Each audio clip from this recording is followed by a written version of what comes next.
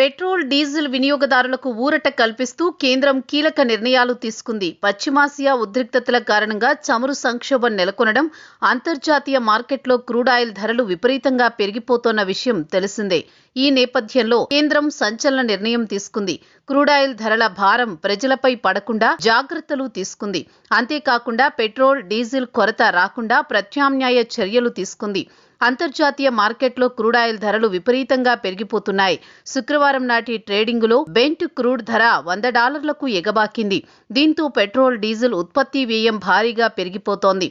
Petrol కంపెనీలు తీవ్రంగా నష్టపోతున్నాయి. ప్రస్తుతం పెట్రోల్, డీజిల్ పై దాదాపు 48 వరకు కంపెనీలు భారం మోస్తున్నాయి.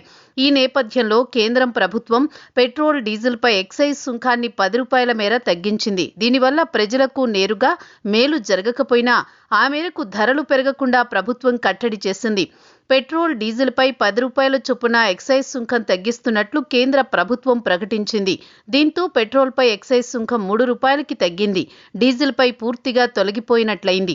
ఈ ప్రయోజనం వినియోగదారులకు అందకపోయినా భవిష్యత్తులో పెట్రోల్ ధరలు మోత లేకుండా ఉపశమనం కల్పించడమే అంటున్నారు. ఇరాన్ యుద్ధం కారణంగా దేశంలో చమురు కొరత తలెత్తకుండా కేంద్రం ముందు జాగ్రత్తలు తీసుకుంటోంది. దేశంలో ఇంధన కొరత లేదని కేంద్రం స్పష్టం చేసింది. వచ్చే 60 రోజులకు సరిపడా పెట్రోల్ నిల్వలు ఉన్నాయని, వినియోగదారులు భయపడాల్సిన అవసరం లేదని భరోసా ఇచ్చింది.